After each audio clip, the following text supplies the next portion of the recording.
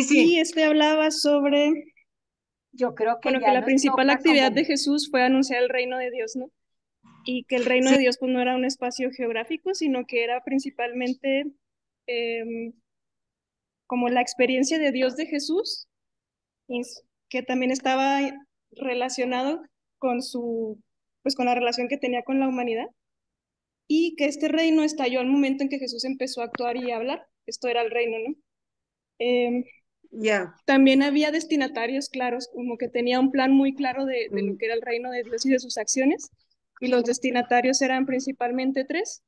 Unos eran los pobres, los socialmente pobres, los excluidos y los indefensos.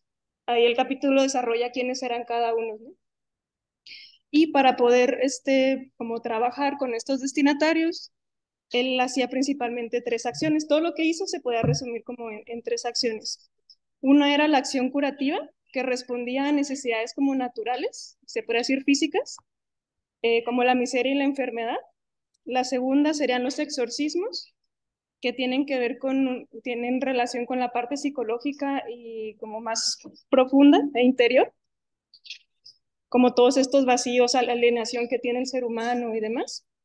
Y la tercera sería acoger los excluidos o la inclusión. Entonces esto era como una respuesta a problemáticas sociales y religiosas, y a la exclusión que había en esos tiempos y que hay ahora, ¿no? También el capítulo habla un poco sobre los milagros, de cómo estos milagros son no tanto la respuesta del reino de Dios, sino que son signos de que el reino de Dios está como llevándose a cabo, ¿no? Que todo esto que hacía Jesús, pues estos milagros eran como signos de que estaba el reino de Dios haciéndose presente. Y ya, hoy.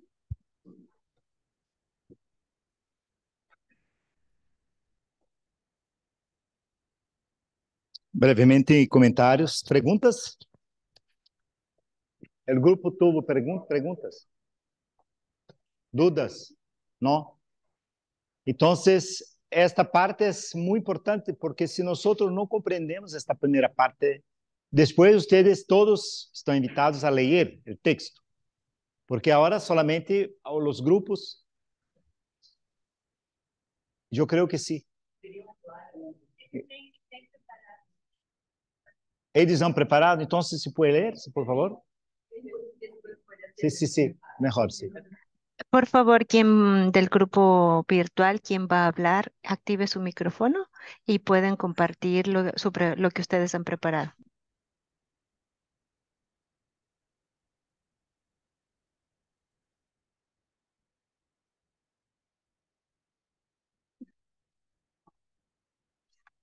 Eh, ah, Mari Carmen, ¿expones tú Ya, puedes poner, o sí, no hay problema. sí? O si Sí, quieres, No, yo no iba a como tú. exponer a Amparo, yo Ya. no, sino Carmen. sí, gracias, Sí, sí, sí, sí, sí. sí, sí. Carmen, Carmen. Eh, sí, bueno, en el grupo dimos la lectura, hicimos la lectura y la verdad que nos sentimos bastante motivados e invitados a conversar a partir de la lectura del texto sobre nuestros contextos, ¿no? Y en base a eso hemos hecho este pequeño resumen también, que lo vamos a compartir. El texto lo hemos recogido como una invitación a ser anunciadores del reino del Dios de Jesús, vivido en relación con Él y con los seres humanos. Nos sentimos invitados con nuestro testimonio a ser mensajeros del reino de Dios, sensibilizándonos y autoimplicándonos en las diferentes realidades, convocando y acogiendo con una opción clara y definida por los más débiles y marginados. Surgieron dos preguntas, y hasta tres. ¿Qué es lo que hace que seamos indiferentes ante ciertas realidades? ¿Qué hacer para que nos sintamos movidos a hacer algo, sintiéndonos parte de esas realidades? Como elemento significante y trascendente en nuestras vidas, consideramos la oración como el camino que nos permite dar una lectura más profunda y evangélica de nuestros contextos, involucrándonos y comprometiéndonos con los mismos. Hacer realidad las enseñanzas de Jesús a través de la oración llevada a la práctica, desde la experiencia personal de relación con el Padre y en estrecha relación con nuestros hermanos para ser auténticos anunciadores del reino de Dios. Conocedores de las diferentes realidades de nuestros países latinoamericanos, estamos llamados a un proceso de conversión constante haciendo una lectura permanente de la historia y de las culturas en las que Jesús sigue estando vivo y presente. Gracias.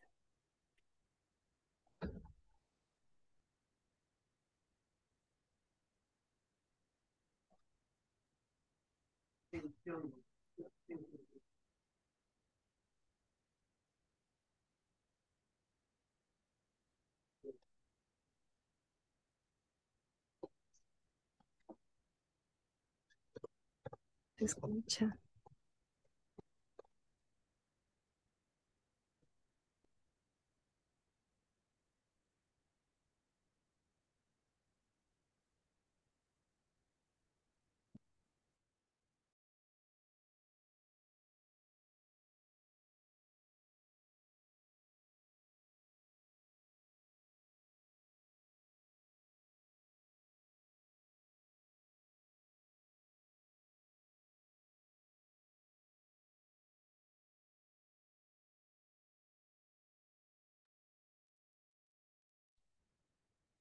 Entonces, ese tema es muy valorado por la cristología, redescubierto, porque mira, acá todos ustedes son muy jóvenes, pero los un poquito que ya tienen sí, sí, pero los que tienen un poquito más de edad, se recuerda que cuando se hablaba del reino de Dios, se pensaba siempre en el reino del cielo, porque Mateo en su evangelio habla del reino del cielo.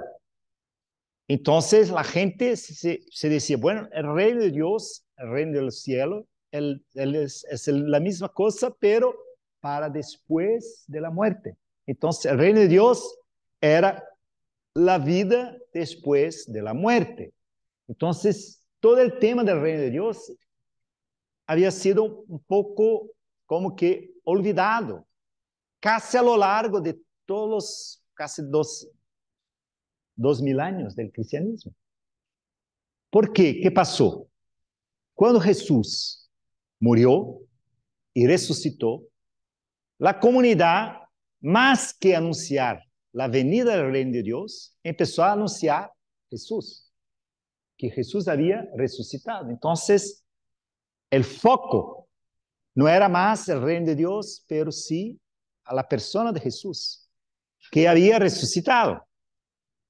Y toda la predicación cristiana está muy volcada al misterio de Jesús. Y toda la cristología desarrollada el primer milenio y después también el segundo milenio ha sido una cristología volcada a la pregunta sobre quién es Jesús, la identidad de Jesús, y cuáles son los efectos de su acción salvadora, salvífica. Entonces, la pregunta sobre la cristología y sobre la soteriología, es decir, quién es Jesús y por qué necesitamos de Jesús y cómo Jesús nos salva. Y la salvación era muy pensada alrededor de la salvación del alma, sobre todo el segundo milenio, más bien que una salvación del ser humano entero, todo. Entonces, todo el tema del reino de Dios más o menos se quedó olvidado. En el siglo XIX empezaron ya a valorar este tema. Y después, con los estudios muy importantes sobre el judaísmo, en la exégesis del Antiguo Testamento y todo esto, en los medios judaicos, todo el pensamiento judaico, la reflexión sobre el pensamiento bíblico fuera del cristianismo, ha sido muy valorada a partir de fines del siglo XIX, con filósofos, autores judíos. Y también el cristianismo, entonces, todo esto ha hecho que la teología redescubriera la centralidad, porque está en los evangelios, sobre todo los evangelios sinópticos, la centralidad del reino de Dios. Entonces, desde entonces se pasó a valorar más el tema del reino de Dios, el reino de los cielos, y a tentar comprender las búsquedas del Jesús de la historia, que el reino de Dios no era solamente algo que Jesús predicaba, pero que él lo realizaba a través de sus acciones. Y 3 signos manifestan la llegada del reino de Dios. Uno tiene que ver con las curas, las curaciones. Las curaciones tienen que ver con el cuerpo. Es decir, el reino de Dios afecta a nosotros y nuestros cuerpos. Jesús cura a los enfermos. Jesús tiene una preocupación muy grande con la salud, vamos a decir, esta dimensión curativa. Una otra cuestión que también es importante es más bien, vamos a decir, todo lo que tiene que ver con el mundo, vamos a llamar anímico espiritual. Es decir, todo lo que tiene que ver con nuestra psicología, nuestro yo más hondo, porque la antropología, ella va a descubrir que nosotros ya, desde los autores antiguos, pero San Agustín, por ejemplo, que nuestro corazón es un corazón inquieto, por ejemplo, San Agustín. Entonces, nosotros estamos divididos internamente, San Agustín también, pero otros filósofos también lo decían. Y también ya en la Biblia estaba esto, el tema del corazón infiel, el corazón de Israel que no lograba a mantenerse fiel a Dios. ¿Por qué? Este corazón rebelde. Entonces, todo el imaginario del Antiguo Testamento y también del Nuevo Testamento, vamos a decir, de los demonios, la demonología bíblica, es muy distinta de la demonología griega o babilónica o egipcia. Toda la demonología bíblica es más bien, ¿qué es Satanás? Satanás es aquel que divide. Entonces, ¿qué es estar poseído por Satanás? Es no ser uno mismo, es estar dividido. Es no tener el corazón todo unificado. ¿Y cuál va a ser la raíz más honda del pecado? Que después San Pablo va a ver eso. No haga el bien que quiero, pero el mal que no quiero. Entonces, van a hacer una reflexión muy profunda sobre esta dificultad que nosotros tenemos de tener un corazón unificado. Porque es como si nosotros fuéramos habitados por una lucha interna todo el tiempo. Y esto es lo que está, el símbolo de esta división se llama Satanás. Pero no es que Satanás entre en el ser humano. Dios es el único creador, el Señor de todas las cosas. Esto en la Biblia. Entonces Satanás no es alguien que va a ingresar en el corazón humano, pero la Biblia va a reflexionar sobre lo que es esta dificultad que nosotros tenemos de tener un corazón unificado y va a nombrar esta dificultad como siendo como una especie de posesión demoníaca o una posesión satánica. Pero no es que Satanás esté dentro de nosotros, es la dificultad que nosotros tenemos de ser nosotros mismos. Entonces, muchos de los exorcismos de Jesús en el Nuevo Testamento eran enfermedades psíquicas. Epilepsia, por ejemplo, era considerada una posesión. La fiebre, el doctor aquí que dice, la fiebre cuando es muy alta, ¿qué hace? Nos saca de nosotros mismos. Nosotros empezamos a decir cosas incongruentes. Entonces, Jesús, al hacer esos exorcismos, ¿qué hace? Unifica el corazón. Es como si el reino de Dios es cada uno estar de pose de su libertad y poder elegir con libertad, con conciencia y Si nosotros escuchamos y acogemos la predicación del reino de Dios, nosotros vamos a escoger lo que Dios quiere. Entonces, es muy importante, es un otro dominio, perciben. Uno es el dominio más de nuestra naturaleza física, biológica, que es la cura. Es nuestra finitud. Acá ya es algo que tiene más que ver con nuestra inteligencia, nuestra psicología, nuestro corazón, nuestra libertad. Acá, acoger a los excluidos.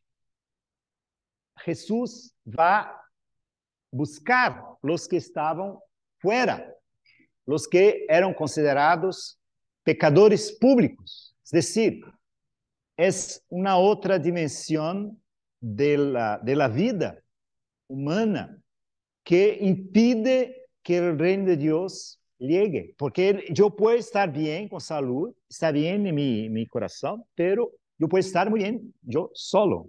Y Jesús va a decir que no, el reino de Dios parece que ustedes van a trabajar la antropología relacional, ¿verdad?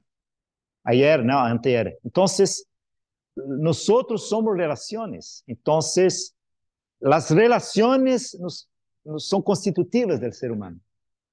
Y mira, yo voy a hacer una breve reflexión, pero muy corta. Después podemos hablar de esto mañana, si tenemos tiempo. En la carta a los Gálatas, Pablo tiene una intuición genial sobre lo que significa lo que Cristo hizo con su vida, con su cruz, con su vida, con toda su vida dedicada. Él dice que todas aquellos muros de enemistad que separan los hombres, los seres humanos, que son 3 tipos de muros: Señor y esclavo, hombre, mujer, judío, paganos. Es decir, las diferencias sociales, señor, esclavo, género, hombre, varón y mujer, religiosas, culturales, judío y pagano. Jesús vino a quebrar el muro de enemistad. Vino a hacer un solo cuerpo, que es su cuerpo. Muy lindo esto. Entonces, es una figura del reino de Dios. Entonces, el reino de Dios es algo muy, muy amplio, muy extraordinario. La predicación de Jesús del reino de Dios. No es algo muy, muy pequeño. ¿Entienden? Entonces, por eso que cuando Jesús empieza a convertirlos, ¿cómo se dice? Convertirlos, el reino de Dios está cerca. Creed en esta buena noticia. Esta es la primera palabra de Jesús en el Evangelio según San Marcos, que es el primer evangelio escrito. Entonces, si no hay conversión, nosotros no vamos a ver el reino de Dios se acercar. Y Él se acerca cada vez que nosotros, como Jesús, seguimos curando el mundo, curando las personas. Cada vez que ayudamos a las personas a encontrarem con ellas mismas, a serem íntegras en su yo más profundo. Y cada vez que nosotros acogemos a los excluidos. Por eso los pobres son los primeros destinatarios. ¿Por qué? Porque ellos son los que sufren todo este tipo de exclusión. Ellos son los que más sufren en sus cuerpos. Ellos son los que más sufren también en sus seres más profundos, porque no tiene recurso ninguno. ¿Entiende? Porque Jesús volcó la preferencia de Jesús por los pobres. Es por esto. Porque ellos, si el reino de Dios llega para ellos, entonces llegó para todos. Si no llega para ellos, entonces el reino de Dios no llegó todavía. ¿Dónde estaba la pregunta? Por favor, ponga de nuevo las 2 preguntas que ellos habían puesto ya. Y vamos a pasar al grupo 2, por favor. Ya puede acercarse el grupo 2. Por favor, pueden compartir las preguntas del grupo. Mira, la pregunta estará: ¿Qué es lo que hace que seamos indiferentes ante ciertas realidades? ¿Qué hacer para que nos sintamos movidos a hacer algo, sintiéndonos parte de esas realidades? Hay una oración eucarística que a mí me gusta mucho, que se llama oración eucarística, yo creo que es la 7ª, para diferentes circunstancias. Y en esta oración se pide, danos ojos para ver los sufrimientos y padecimientos de nuestros hermanos y hermanas. Inspíranos palabras y acciones para confortar los desanimados y oprimidos. Yo creo que es cuestión de conversión. Por eso Jesús empieza convertidos. Mientras no hay conversión, nosotros seguiremos sin tener esta capacidad de compasión. Y podemos ser los más altos representantes de la religión, como el sacerdote y el levita de la parábola del buen samaritano. Eran las personas más cercanas de Dios, porque estaban gestionando el sagrado, el sacerdote, interpretando la palabra de Dios, los levitas. Pero eran incapaces de interrumpir el camino para acoger el pobre que estaba herido en el camino. Grupo 2.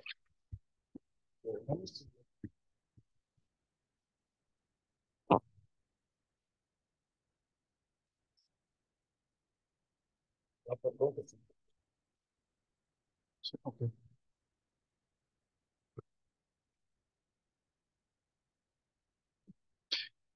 Bueno, siempre en la línea del anuncio del reino, en este caso lo que nosotros vamos a compartir con ustedes es cuál fue el medio a través del cual Jesús fue haciendo este anuncio del reino, ¿verdad? Entonces,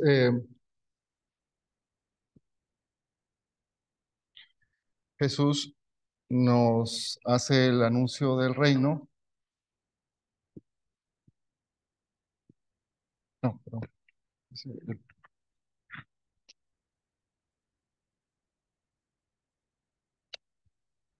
Nos enseña, pero no de forma pedagógica,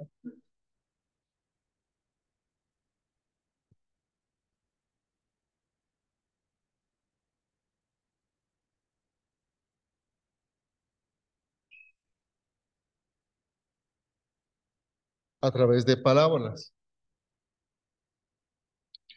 Y las parábolas lo que pretenden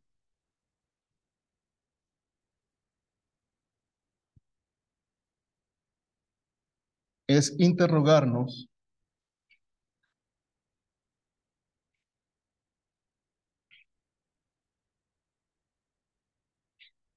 implicarnos